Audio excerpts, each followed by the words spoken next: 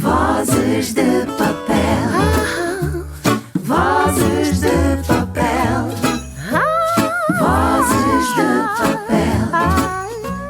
Vozes de papel. Vozes de papel. Bem-vindos ao podcast Vozes de Papel. Eu sou a Solange.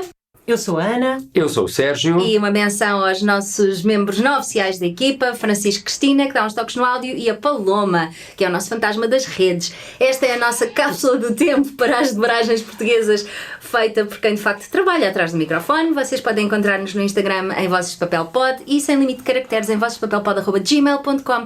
Hoje, Calvinho Temos perguntas das 3 pessoas que nos ouvem. Exatamente. Ainda assim, nós somos, atenção, isto é oficial, vocês não sabem disto, nós somos o segundo podcast sobre dobragens mais ouvido em Portugal. Quantos podcasts é? 2, não interessa, somos o segundo podcast de dobragens mais ouvido em Portugal. Parabéns!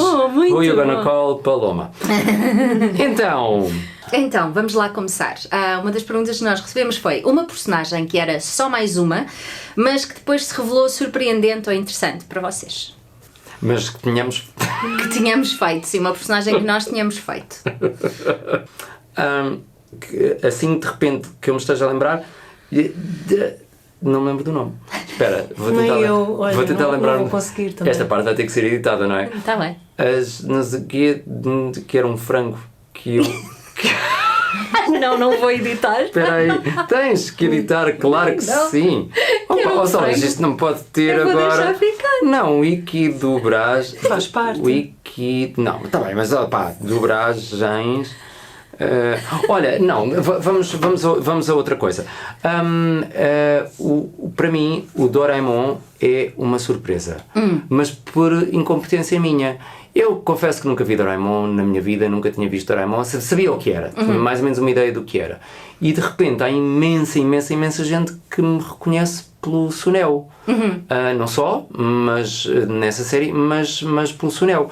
E para mim é uma surpresa brutal isso, porque para mim o Suneo era-se mesmo só mais uma personagem. Certo. E eu não tinha a mínima ideia do impacto do Doraemon.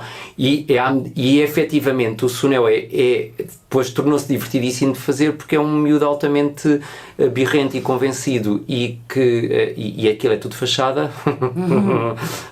Pronto, e birrento e convencido. Ok. Eu faço muito bem. Tu lembras-te de alguma, Ana? Havia uma personagem muito gira de uma série que eu não me lembro, e eu não me lembro da personagem. E vai ser difícil procurar, depois tento, fica para outra altura, mas que para mim era só mais uma personagem. A direção era do Carlos Macedo. Havia uns miúdos que tinham uma loja de brinquedos, ou que produziam brinquedos, e eu era a pessoa má. Ok. E então, de repente, aquela pessoa mascarava-se de outra pessoa. E quando se mascarava, era uma pessoa de leste. Oh! E eu adorava, porque ela inventou uma língua e eu também tive de inventar. Ok. E então foi, para mim, eu tenho muito carinho por essa personagem, que não me lembro do nome dessa série, mas é a minha preferida. Mas fizeste mesmo, e é real, essa série é real. Imagem real. Não, é real, aconteceu mesmo. E tu, Solange? Eu tenho 2 exemplos. Um é mais simples, é desenhos animados. É uma personagem chamada Claude. Foi numa série chamada Claude, dirigida pela Maria Camões. E aquilo para mim, pronto, ao princípio pensei, pronto, é mais uma série para miúdos, não sei o quê, mas a série era tão doce. Eu tenho muita dificuldade em criar relações com séries muito infanto-juvenis, e aquela era muito doce, mas muito bem disposta, muito acima de tudo o desenho. A parte artística gráfica daquilo era lindíssima, e as histórias eram mesmo muito enternecedoras, então ficou-me atravessado. A outra, surpreendentemente ou não, é a Freia, que quando... Pronto, personagens femininas em jogos de computador, PlayStation, whatever, videojogos, normalmente são personagens muito secundárias, que normalmente são elas que são mortas para o protagonista fazer qualquer coisa, aquele estereótipo que nós conhecemos. E a Freia tem uma história por trás muito interessante e que deixam acontecer durante o jogo. e ela vai se revelando ao longo do jogo. E depois, pronto, lá está, tem aqueles picos emocionais que eu gosto imenso, porque eu sou uma canastrona, e quanto mais teatro eu puder fazer na vida de encontrar o microfone ou não, melhor.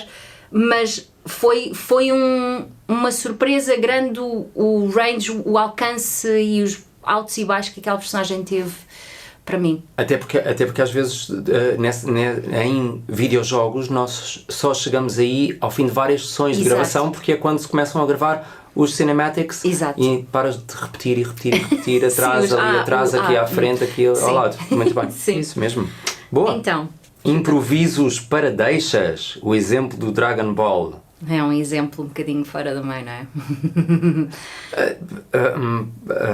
Querem começar alguma de vocês? Não sei, eu acho que era foi um fruto das circunstâncias do Dragon Ball, e acho que há muita gente que tem essa ideia de que depois nas outras séries vamos replicar mais ou menos aquele género de fórmula em que temos muita liberdade para encher chouriços, conforme o que apareça. Regra geral, eu penso que lá está, o Dragon Ball foi um alinhamento ali dos astros, em que sim, naquela altura talvez houvesse textos que viessem menos bem traduzidos ou a cujas traduções originais nós não tínhamos acesso porque eram em japonês, etc. E não havia uma tradução, depois as várias camadas da tradução iam perdendo densidade, e acabou por ter-se um texto muito pequeno e tiveram que improvisar para encher as bocas.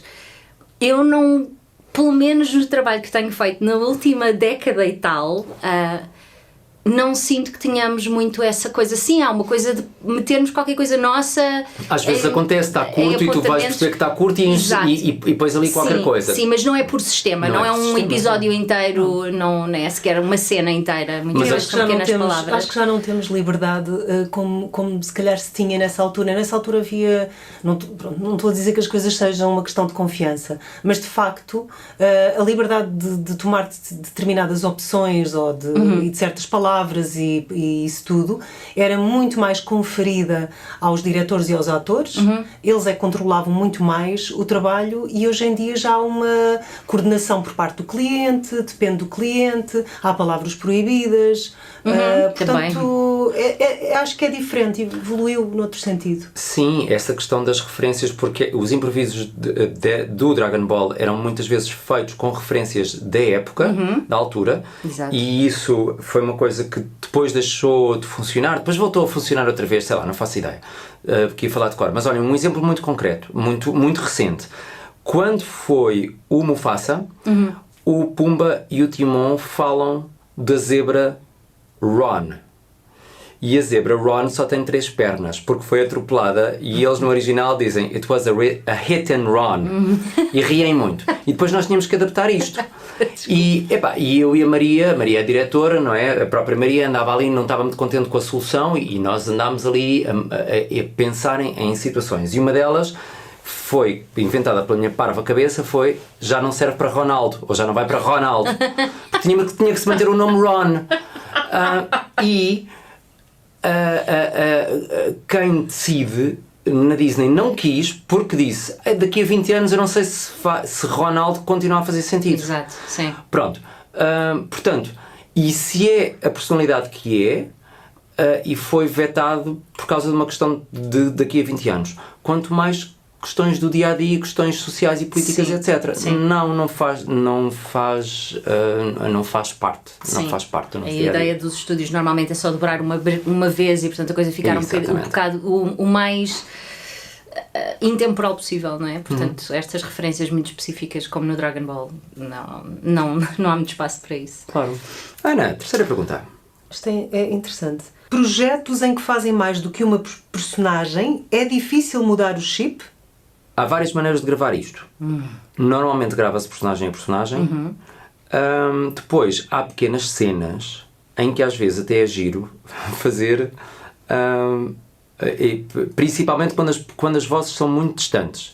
Sei lá, olá, então, tudo bem? Sim, tu. Coisas deste estilo, coisas muito pequeninas. Ou às vezes também é preciso fazer, sei lá, há uma multidão qualquer em que todos eles dizem olá. E são 7.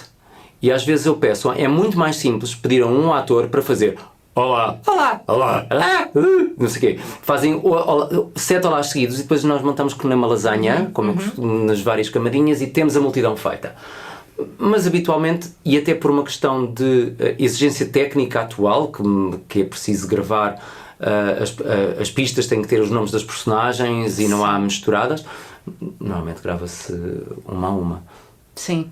E aí muda-se o chip com mais facilidade. Eu lembro-me.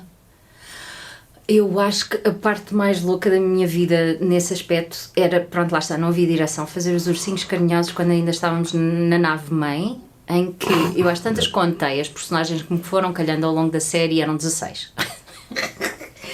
E uma pessoa às tantas desafia-se um bocado nestas coisas, não é? E eu tentei houve uma altura em que eles se encontraram todos numa corrida, porque isto era personagens, eu fazia 2 ou 3 aqui, 2 ou 3 ali, e pronto, ia rodando, e houve uma corrida em que se juntaram todos, e de repente eu tive de fazer os 16. E eu 16. Eu contei, nunca mais me vou esquecer deste número. Eu esqueço muita coisa, mas desse número não me esqueço. E eu lembro-me de me desafiar durante a corrida, obviamente porque tinha essa liberdade, estava à vontade com a técnica, e pronto, o trabalho estava a ser feito, não foi só para estar na brincadeira. Estar a tentar fazer as vozes diferentes de cada vez que aparecia um e não sei o quê. Pá, divertir-me nem uma parva. Por sistema, fazer isto é desgastante. Acho que é relativamente fácil mudar o chip, dependendo, lá está, como tu dizes, do tipo de voz. Sim. E se as personagens são bastante dispares, é relativamente fácil para nós, porque não há um investimento emocional brutal em, diria, 70%, 80% do trabalho que nós fazemos. Não é uma coisa super pesada, em que não sei o quê. Então, mudar o chip é só trocar de voz, basicamente, e trocar um bocadinho a personalidade da coisa. É giro, mas como tu dizes, hoje em dia nós gravamos uma a uma, grava-se o episódio inteiro só com uma personagem, depois grava-se a segunda, depois grava-se a terceira, se for o caso, e portanto não há muita dificuldade, é como gravar episódios diferentes de coisas diferentes. Exatamente. Quarta pergunta, só. Numa entrevista, a Ermelinda falou sobre o facto de antes os elencos gravarem todos ao mesmo tempo, se nós passámos por isto. Só a Ana Vieira. Sim, foi muito giro. Gostei bastante. Vocês não? Eu gravei Amor! Eu gravei 2 ou 3 primeiros episódios de séries na Nacional Filmes com o elenco inteiro, mas era só o primeiro episódio. Mas já se gravava em digital. Gravámos uma vez os 2, pelo menos uma vez os 2 na RTP, os 2 ao mesmo tempo, foi uma tortura. E a Carla Mentira. Garcia também gravou connosco, acho eu, ou pelo menos comigo gravou. Talvez. Sim. Também gravei a 2 um filme com o Tiago Caetano, em que éramos os 2 irmãos, gravámos os 2 ao mesmo tempo, também na Nacional Filmes. Mas, não, tu alguma vez fizeste isso, Solange? Sim, por sistema não. Sei que houve uma vez, eu não sei se era justamente o Mar Azul, uma série que eu estava a dirigir na Audioin, em que entrava a Maria Camões e uma personagem minha que eu fazia lá uns eventuais, e para acelerar fomos as duas para dentro do estúdio. Pronto. E já aconteceu algumas vezes para filmes, especialmente filmes Disney, Wallace, estarem 3 ou 4 atores dentro do estúdio a gravar todos ao mesmo tempo. E coros também. Pronto, coros também consta que sim. sim. Agora, a experiência de gravar um episódio inteiro como uma personagem dentro... Não, nunca cheguei a ter isso, tenho muita pena, porque acho que deve ser muito giro. E infernal ao mesmo tempo. É infernal, Pronto, é infernal. Eu acho que não, ainda bem que não se faz hoje em dia, porque, pelo menos eu lembro-me, eu também não gravei muitas vezes assim, mas as vezes que eu gravei, estava sempre muito preocupada, se eu falho agora, vamos ter que voltar atrás. Exato. E isto é terrível. Vezes as pessoas que estiverem dentro da sala. Vezes as pessoas que estiverem, exato. Por isso era muito estressante e não... Pronto, foi divertido, ri muito, quanto maior a confiança com as pessoas que estavam lá, melhor, mas por sistema não acho que seja um bom sistema. Pois, eu acho que é muito bom para fundos, para multidões, esse género de coisa. Aí sim, nos bolas acho que agilizava tanta coisa em tantas gravações, pelo menos naquelas séries infernais que eu dirijo com tipo 30 pessoas a falar ao mesmo tempo. Às vezes dava jeito, não vou mentir. Mas, por exemplo, para mim, como eu estava muito no início, foi muito giro em alguns casos, porque sei lá, alguém fazia uma voz, propunha uma voz para uma personagem e a voz não servia, ou mesmo servindo, eu ouvia-os a fazer vozes e pensava, epá, a criar a voz, não é? E aprendia por imitação. Coisas que eu, se calhar, não... Pronto, porque eu estava muito no início e isso foi interessante. Sim, ver trabalhar os outros de uma forma tão direta é muito giro. E ao mesmo tempo, lá está, dependendo do projeto, se for uma coisa um bocadinho mais imagem real ou um projeto com uma coisa emocional mais pesada, a troca direta entre entre 2 ou 3 atores naquela cena, se for uma cena forte, é capaz a nível emocional, lá está, se for bem dirigido, é capaz de dar coisas que não terias cada um a gravar para o seu lado. Sim, mas em termos de captação É mais lixado. é mais complicado, porque nem Obviamente. sempre há meios para fazer essa captação limpa. Sim, não é? acima de tudo, neste momento Captação nós de temos estúdios com uma cabine com um microfone, tá? E está a andar, E tá a exatamente. andar. Ok, então, a divulgação de filmes com trailers na língua original acentua a resistência do público às dobragens. Oh, meus amigos, don't get us started. Nós já tivemos um episódio inteiro sobre acessibilidade e sobre a importância de tudo e mais alguma coisa que podia fazer com que as dobragens se tornassem um bocadinho mais aceites, nem aceites, como uma coisa com que todos coexistimos, porque devem existir, ponto final. O facto de existirem os trailers muitas vezes só na língua original. Quando existe uma Quando versão. existe o trailer dobrado, muitas vezes vamos lá dobrar o trailer e depois de repente vamos ver e não aparece o trailer dobrado em lado nenhum, a não ser que se vá à procura no YouTube, uma coisa qualquer muito específica, ou que está a passar num canal infantil, mas depois em todos os meios, os outros... É frustrante, não vou dizer que não. E acho que sim, acho que tudo o que estimula as pessoas a procurar apenas ou presumir apenas que só há a língua original É mau. é mau. Yeah. Concordamos todos nisto? Ninguém quer andar à porrada? Ok. Andamos depois, fora do microfone. É possível fazer making-offs dos projetos com dobradores profissionais? Eu não sei se ainda faz, mas a Oner fazia. Sim. A Oner fazia. É possível desde que eles sejam só divulgados após o lançamento do produto, claro que sim. Mas a Oner fazia, filmava atores. Muitas vezes os making-ofs eram, aliás, tal como os originais, estão a fingir, não é? Sim, claro. Pronto. Sempre. Estás a making of making of dobragem. making, sim. Mas inclusivamente havia um estúdio que chegou a ter gravação Com uma câmara dentro do estúdio. dentro do estúdio. Sim. Neste momento não é possível fazer nada disso porque não é possível divulgar em 90% dos projetos ou mais, ou em todos, que o projeto está a ser feito, quanto mais como está a ser feito e com quem, não é? Só depois do projeto ser lançado. Mas é possível fazer coisas dessas e mostrá-las depois do projeto pelo menos ser anunciado ou lançado. Sim. Tu tens a certeza, eu tenho a sensação de ter falado, já não sei com quem, de que estúdio, em que o cliente era extremamente assertivo acerca do facto de nós não podermos dizer sequer que aquilo foi feito, praticamente. E então, depois do facto, mesmo aí... Não, depois do projeto ser lançado. Sim.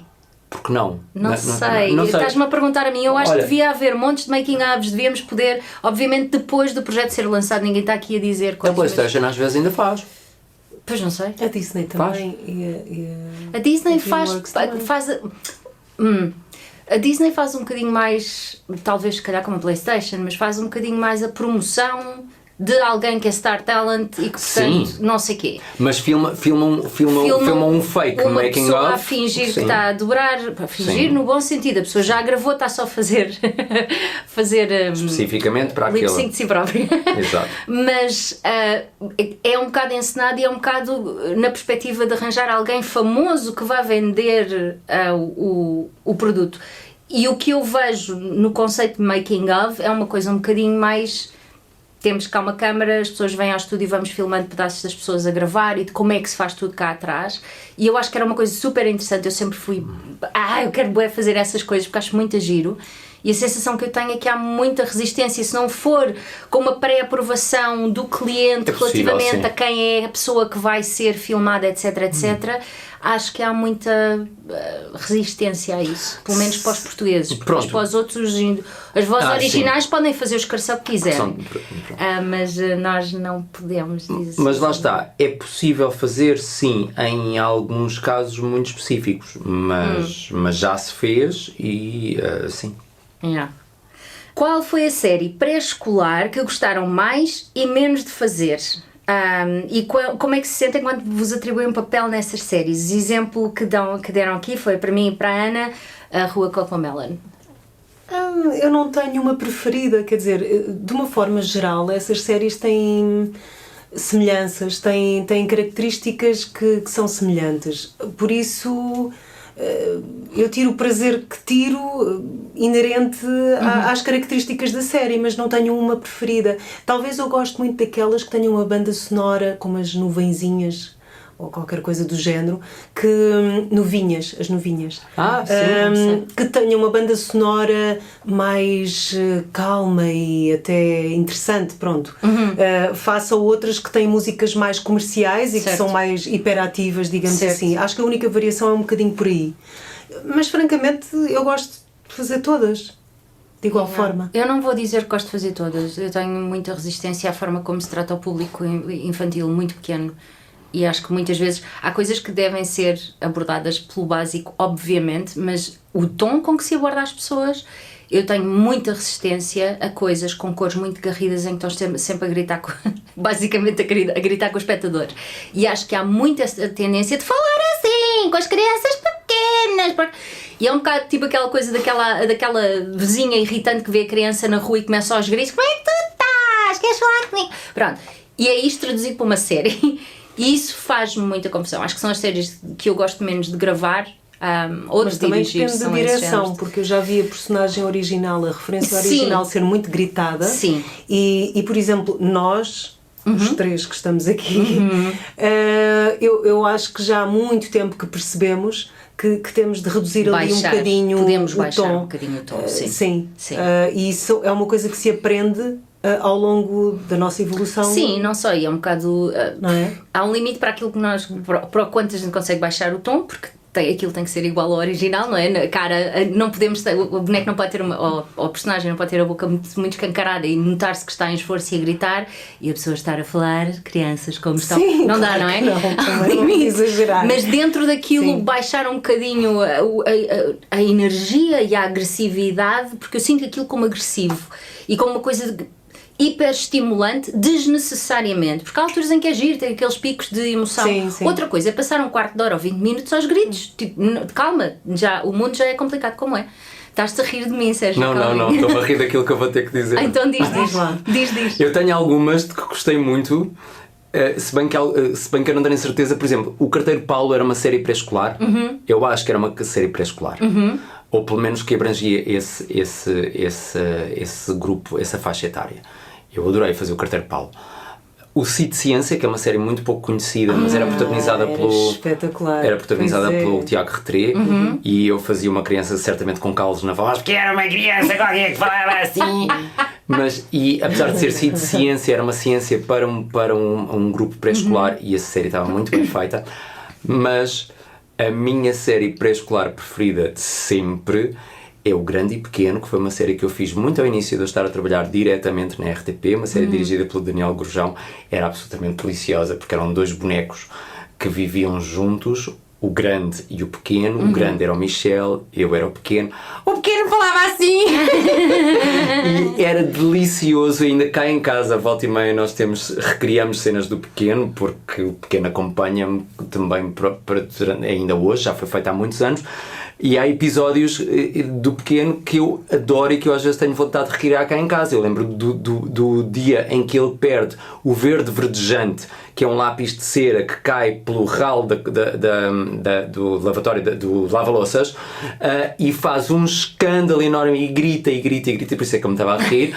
Com O Grande tem que ser, e faz o maior drama do mundo. Pois, mas durava 10 minutos ou um quarto de hora, e ele levava 10 minutos e um quarto de hora. É assim, o tempo todo é assim. Sim, e claro, isso aí de lá é exausto. Mas para aquilo fazia sentido. Eu concordo contigo. Depende de quando é aquela coisa. Tu queres fazer isto? Porque estás a perguntar-me se eu quero fazer isto neste tom gritado? Calma, vamos, convida-me com jeitinho. Mas recentemente já dirigi mais do que um projeto pré-escolar, e é isso que estás a dizer. E interpretado por crianças, em que as próprias crianças às vezes lançavam as mãos à cabeça e perguntaram: mas porquê é que isto é assim? Sim. E mesmo o que eu dirigi era com adultos. Sim. E mesmo os adultos estavam a cair, tipo, é super violento mesmo para os atores dobrarem, estar constantemente com aquela energia, com aquela coisa toda, e é profundamente desnecessário. Então, colegas nossos que são pais, eu não sou mãe, e sinto-me ofendida pessoalmente. Imagina alguém que é pai e que não quer que a criança tenha, não sei, déficit de atenção, seja estupidamente estimulada. E havia o pessoal a dizer, pá, isto é muito violento. Eu não gostava muito que os meus filhos vissem isso. Mas olha, mas num dos meus casos dessa direção nem era por ser tão estimulada, é pela série ser. É o contrário do drama do pequeno, era hiper dramática às vezes, mas era um drama depressivo. Ai, que horror, não.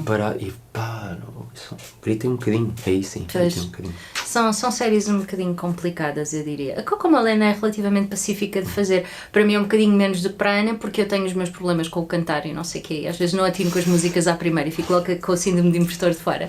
Mas é engraçado fazer, acho eu. Quem é que atina com as músicas à primeira? Não Estamos sei. a ouvir aquilo pela primeira vez. Está bem, não sei, mas pronto, há coisas que me fazem confusão. Eu acho que tenho que atinar, o que é que tu queres? Olhem, aliás, hoje em dia já não se dobram tantos animes, whatever, nunca sei dizer isto, japoneses. Têm saudades? Não. Sim, imensas. Eu Depende. tenho. Ai, tens? Tenho. Ai. Eu adorava. Depende. Adorava. Eu gostava. Eu sim. adorava, tenho imensa pena, já não faço um há. Já nem me lembro da última vez, se calhar foi o Naruto. You are ill. As nossas Não acho. sereias. Kaito. Oh, Ana. O que? Há bocadinho, repete, vamos fazer vamos fazer um rewind Tenho para tanto os ursinhos carinhosos. Quantas personagens fazias nos ursinhos? 16, e era isso que eu ia dizer, depende. Pois, eu claro. acho que eu gostava que se continuassem a dobrar séries japonesas, animes japoneses, aqueles de culto que nós depois vemos, pessoal já adulto completamente doido com aquilo e que ainda continua a criar aquele fandom à volta daquilo, que nós perdemos um bocado isso. E durante um tempo houve isso mesmo, e como nós dobrávamos essas séries, eu menos, mas havia muita gente muito interessada. Acho que houve muitos colegas nossos que passaram a ser reconhecidos, entre aspas, não é na rua nem nada disso, mas reconhecidos pelo trabalho por entrarem nesse género de séries. Agora, o que acontecia é que nós não tínhamos grandes condições de trabalho, eram 5 ou 6 pessoas para gravar 150 vozes. Pronto, eu não me importava de continuar a ver animes, acho que é um género divertido, não é o meu pessoalmente, mas eu divirto-me a fazer. Mas era com condições, ou seja, com elencos maiores, com as traduções bem feitas, que era outro problema. Sim. Pronto, que agora eu acho que nós temos um bocadinho mais de condições nesse aspecto, diria, para poder fazer isso. Há mais abertura da maior parte dos estúdios, há mais abertura para fazer coisas com elencos maiores, para não fazer tanto aquela coisa de repetir vozes até à exaustão. E depois também tem havido mais cuidado, apesar da grande sangria de bons tradutores, tem havido mais, um cuidado relativamente constante com as traduções que não havia para aí há 20 anos. Porque se calhar não tinham acesso ao material original, como eu digo, ou não tinham como ter acesso. Sim, mas se forem séries que passam naqueles canais, que eu agora não posso dizer o nome, mas é o urso japonês, o urso chinês e o urso chinês Biggs. Sim. Há orçamento para isso? Não, já, hoje em lá dia. está. Pois, mas quando tu dizes hoje em dia já temos mais condições, é que eu acho que a maior parte dessas séries passavam ou passam nesses canais. E são canais que não têm grande consideração pelos orçamentos ainda hoje. Pronto. Eu estou a falar da maior parte dos estúdios, eu disse, a maior parte dos estúdios. Sim. Desculpa. E lá está, se for gravado com condições, eu acho que é um projeto tão divertido como outro qualquer. Agora o problema é ver arranjar essas condições. Pois. Ana, esta é para ti.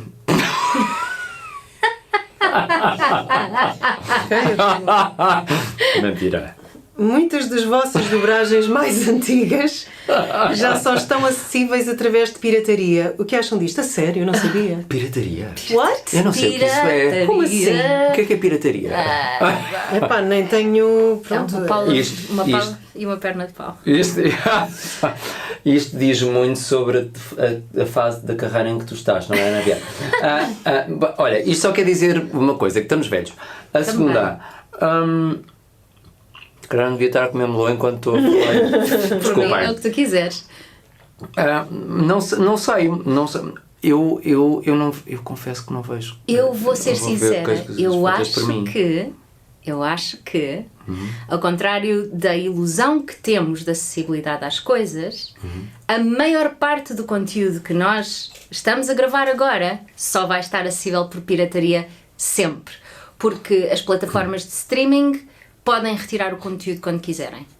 E mesmo que uma pessoa compre, entre aspas, um filme numa plataforma, o filme não é nosso. É um aluguer de longa duração, se quisermos. E, portanto, pode lá estar agora E se eles resolveram tirar, paguei 20 e tal euros por um filme, sim, mas o filme já não está lá e já não é teu. E tiram e vai Tiram, a vida. sim. Eles podem fazer o que quiserem nesse aspecto. Estão a fazer o mesmo com os livros, com os audiolivros e livros e e-books e não sei o quê. Portanto, há muito mais coisas que, na teoria, só vão estar... Eu não estou a fazer a apologia da pirataria, só estou a explicar uma coisa que é um facto. Se quisermos ter acesso a muita coisa...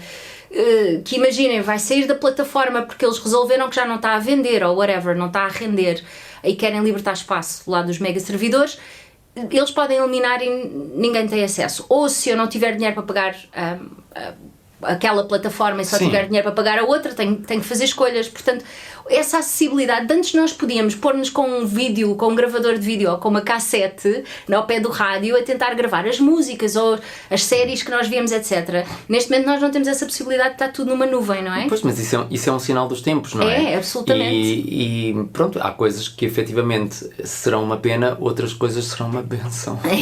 Mas, por exemplo, eu tenho muita pena, por exemplo, de não ter o Gravity Falls. Eu acho que nunca saiu os DVDs do Gravity Falls. Nunca saiu o completo com o português. Pelo menos que eu saiba, que eu tenha dado por isso. Era uma série que eu gostava muito de ter em DVD minha. Não é poder ter acesso à plataforma da Disney. Não é isso. Eu quero ter o meu DVD e vê-lo quando me apetecer. E isso é uma coisa que nós neste momento não temos. Sim. Agora sim, muita coisa que pronto, vamos ver. Como é que se chamava aquele senhor que começou um blog ainda no Blogspot com os desenhosanimados.pt, que era um senhor que reunia os desenhos animados da nossa infância, basicamente. Sim. E muitas coisas dessas nós só vamos encontrar, de facto, se alguém conseguir contornar os direitos, não é? E pôr no YouTube ou coisas do género. Sim, exatamente. E gravar em suporte físico. É pena em certas coisas, é pena, porque eu tenho a mania, gostava de ter as coisas em que entro. Como se sentem quando veem uma série que dobraram com outras vozes? Para a Ana é o exemplo do Clube Winx, para mim é o exemplo das Três Irmãos e para o Sérgio é o Doraemon. Três irmãs. A Três Irmãos? Foi o que eu disse. Foi. Mas disseste muito bem. Eu estou bem. Na verdade, eles eram irmãos. É um burnout, mas é existencial, segundo a minha psicóloga. Ana, queres começar? Bora. Sim, posso começar. Eu acho que vou já direto à questão. Não há qualquer bife ou problema com os colegas que assumem as personagens. Eu não tenho qualquer problema com isso. Não foi pronto, Clube Winx, o Shin-Chan também. Montes de séries que, entretanto, a dada altura foram gravadas com determinadas vozes e depois passaram. E vice-versa. Eu também, se calhar, já fui fazer personagens que já foram gravadas por outras pessoas. Portanto, eu não tenho qualquer problema com isso. Acho que quando eu conheço os colegas ou qualquer coisa, acho que devo o respeito de, ligo a esse colega e digo, olha, eu vou fazer esta série, porque é que não faz e tal, olha, o cliente escolheu outro elenco. Ok, tudo bem. E isto ajuda a manter a boa relação uns com os outros. E isso acontece, não sei se vocês estão familiarizados com isso, mas acho que faz parte de uma certa cortesia avisar quando nós sabemos perfeitamente quem é que foi a pessoa que estamos a substituir. Sim, quando sabes, também já falámos disso noutro episódio, em que às vezes não sabemos que aquilo já foi gravado por outra pessoa ou que não é uma série nova. Normalmente eu pergunto e tento perceber se sei minimamente que já foi uma série que aconteceu. Eu acho que há aqui uma regra implícita da boa educação se vamos substituir alguém. Até porque por vezes, se calhar, as substituições podem ocorrer num contexto complicado. E eu acho que é sempre muito, muito importante falarmos logo com a pessoa em questão e tentarmos esclarecer se houve algum problema, não é? Porque pode haver questões que não têm nada a ver. Pode ser uma situação em que alguém na linha queimou os atores e depois nós podemos ser queimados a seguir. Portanto, é uma questão também de autopreservação. Sim. Não é só, também deve ser por solidariedade, mas também de autopreservação. Claro. Portanto, sim. As nossas atitudes são replicadas, não é? Portanto, eu acho que esta questão da boa educação, de perguntarmos, olha, está tudo bem, eu vou fazer esta... Pronto, eu acho que é essencial. Sim, mas acontece muito haver novas versões, haver clientes a pedir novos elencos, ou pura e simplesmente imaginemos que um cliente comprou os direitos para uma série X, mas não comprou a série dobrada, que já imagina que a série já tinha sido dobrada, mas ele só comprou os direitos para a série e vai mandar dobrar outra vez. Esse cliente pode não querer saber, acontece muito, se já foi dobrada, se não foi dobrada e quer uma dobragem nova, e pode caber se aquilo calhar num estúdio com direção, etc., essa pessoa tentar fazer alguma pesquisa, como a pessoa pode não saber, está completamente alienada, porque nós, lá está, acho que o pessoal da Wikidobragens sabe mais das séries que vão sendo feitas até do que nós, que estamos mais ou menos na nossa bolha individual. Mas de qualquer forma, isto nem sempre não é acontece. crise. Há de facto colegas que não têm esta hombridade, esta cortesia. Sim, É verdade. absolutamente. Pá, mas no geral, acho que regra geral não é por aí. Acho eu, quando há mudanças de elencos, por exemplo, As Três Irmãs, eu não fazia puta ideia quando gravei As Três Irmãs, eu até hoje não sei se foi gravado antes ou depois, que acho que era a Helena Montes que entrava, não faço ideia. Foi o exemplo que foi dado aqui, por isso é que eu me lembrei. Mas não fazia ideia. Clube Wings, eu acho que foi mesmo o cliente quis limpar. Nem sequer sei quem é que foram as pessoas, o elenco que gravou a seguir, francamente. Yeah. Por isso, a mim, essa situação não me fez qualquer... Pois. Olhem, Diz. eu concordo em síntese com aquilo que vocês disseram, mas depois há várias outras questões, acho eu. Enquanto diretor, quando me chega uma série às mãos e a série vem com um elenco, porque é uma segunda temporada, uma terceira temporada e etc., eu posso analisar várias coisas. Há quanto tempo é que passou a temporada anterior? Sim. O cliente pede ou não para ser mantido o elenco. Quando não pede, que elenco é que eu tenho, que vem da temporada anterior, está ou não está, a meu ver, adequado, porque se a série me vai parar às mãos, a direção é minha. Desculpem, mas é minha. E está ou não está adequado, e eu tenho ou não tenho uma boa capacidade de dirigir aquele elenco, total ou parcial. Certo. Porque eu não consigo dirigir toda a gente, não tenho jeito para dirigir toda a gente, não significa que as pessoas que eu não tenho jeito para dirigir que sejam más. Sim. De todo. Depois, às vezes, isto enquanto diretor, enquanto ator, quantas vezes nos chamam e dizem: tenho aqui uma série nova para tu fazeres, e chegas ao estúdio e vais fazer aquela série. E é naquele momento em que tu vais dirigir e telefonar e fazer e não sei o quê e perguntar. Não é. Esse telefonema às vezes acontece a posteriori. Sim. Depois, digo sempre a mesma coisa, e toda a gente do meio sabe que é assim que funciona, e quem transmite que não é assim que funciona, grow a pair. Depois, é sempre este exemplo que eu dou. Quantos Batman é que já houve, mesmo originais? Quantos James Bond já houve originais? E eles não se vão mudando porque ficam velhos, vão-se mudando porque se vão mudando. Sim, muitas vezes mudam os realizadores também, que querem uma pessoa que dá outro toque. Evidentemente as personagens não são nossas. São nossas enquanto nós as estivermos a desempenhar. Fora isso, meu amigo. E eu acho que não temos que ficar chateados. Quer dizer, às vezes ficamos chateados porque gostávamos de continuar. Sim, exato, claro. Mas com a que pessoa que nos substituiu, Não. principalmente se foi uma coisa honesta, porque depois há aquela questão que estavas a falar, de pessoas que nos tentam queimar ou aldrabar ou fazer ou não sei o quê. Está bem, mas isso são... E são outros 500. São outros 500. Yeah. Outros 500. Lá está, depende do contexto. Exato. Normalmente, Tudo depende do contexto. normalmente não É na há boa. bife nenhum, porque é exatamente o que tu disseste agora. Havendo um contexto mais complicado, já há ali características inerentes a esse contexto. Mas pronto. Pronto, a próxima sou eu, não é verdade? Acho que sim. Então, Ana, Diga. Solange, o que é que vocês acham dos sotaques na dobragem? Mais uma vez depende do contexto, para mim. Acho muito giro. Eu sou uma pessoa que desde miúda tenho muita facilidade em fazer sotaques mesmo de coisas que eu não conheço, etc, etc. Acho que se tem um contexto cultural específico, por muito divertido que seja eu fazer, nem sempre é adequado ser eu a fazê-lo.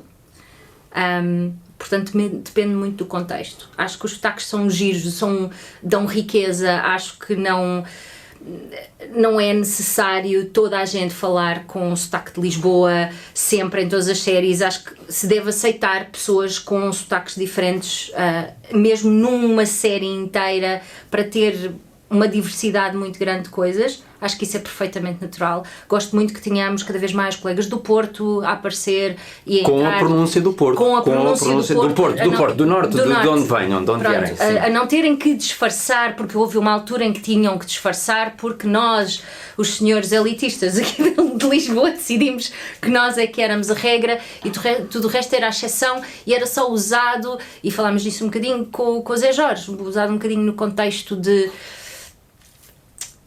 quando se quer atribuir rudeza ou algum tipo de ridículo a uma personagem, então aí vai-se buscar um sotaque. E eu acho que isso é estúpido, sinceramente. Isso não quer dizer que eu possa fazer todos os sotaques só porque eu gosto e porque eu tenho jeito. Se é que faz sentido. Pronto. É a minha posição. Força, Ana.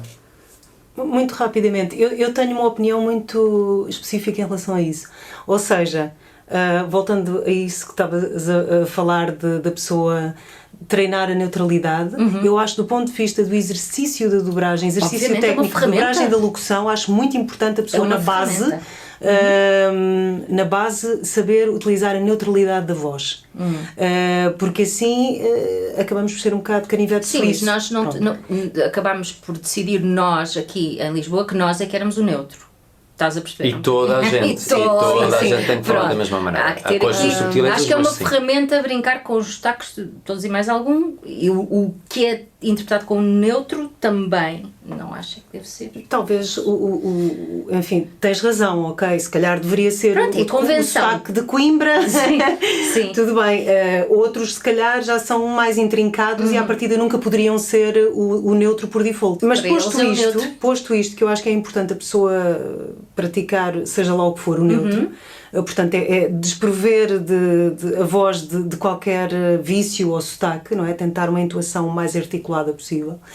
Eu sou 100% a favor de sotaques, acho absolutamente espetacular, giríssimo, são apontamentos culturais, fazem parte da nossa sociedade, portanto devem ser incluídos. Agora, acho que também às vezes tem que se ter alguma atenção, porque, por exemplo, uma pessoa que não saiba o sotaque alentejano. Exatamente. Podes achar que estás a fazer muito bem, mas estás a faltar ao respeito porque não estás a fazer muito bem. E isso já não fica muito bem, acho que fica Exatamente. muito mal. Portanto, a convidar alguém para participar num filme ou numa série que tem especificamente aquele sotaque, acho que tinha que ser alguém que domine. Que venha da área, que saiba não saiba do que é que está a falar, quase É uma literalmente. competência, Sim. é uma valência É. da própria pessoa, não é? Saber mais, se calhar uns sabem alentejano, os outros pronúncia do Norte, Viseu, Aveiro.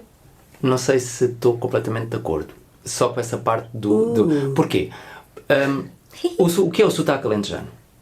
Tens vários. O sotaque, vários, o sim, sotaque depende da alentejano zona. começa no Laranjeiro, isto é um exagero, começa no Laranjeiro e termina em Odeceixe. E entre o Laranjeiro e o Odeceixe vai uma variedade de coisas inacreditáveis que pode ser alentejano e pode ser uma carrada de coisas. Porquê?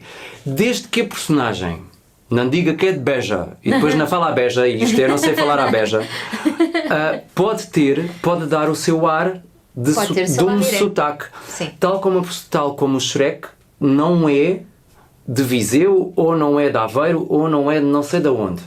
Aquilo é uma mistura. E vou-te dar outro exemplo só para terminar, porque temos que terminar. Ainda agora fiz uma personagem numa série da Maria, e a personagem da série da Maria eu chamo-lhe o insular. Sim. Porque eu não sei fazer o sotaque dos Açores, e o sotaque dos Açores tem muito que Tem se muita diga, coisa, nem sim. sotaque da Madeira.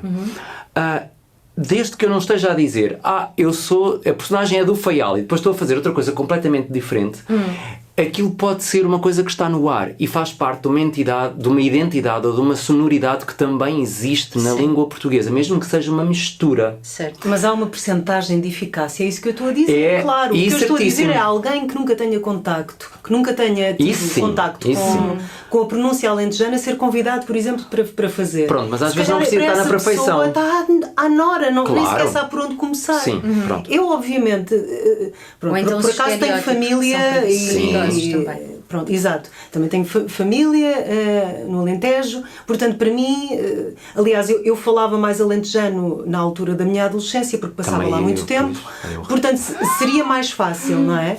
Se eu nunca tivesse tido contacto, se calhar nem sabia por onde começar. Claro, claro. onde... Mas às vezes há a questão do mas isso não está bem aqui, ou isso não, ou o que tu estás a fazer não é bem.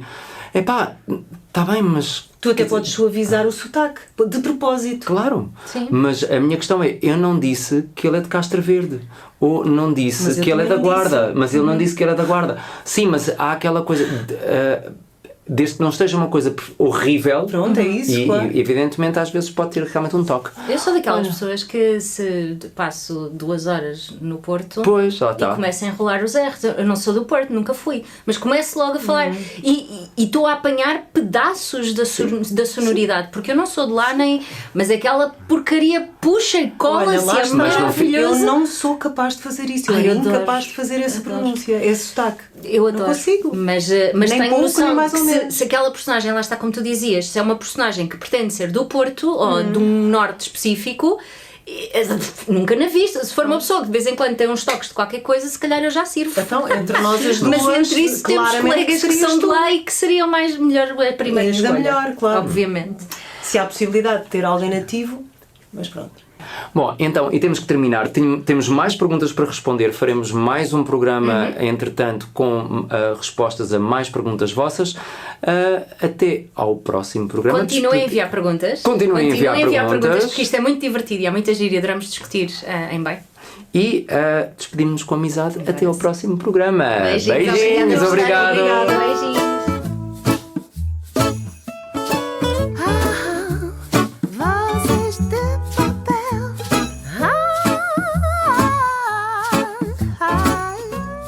Vozes de papel. Vozes de papel.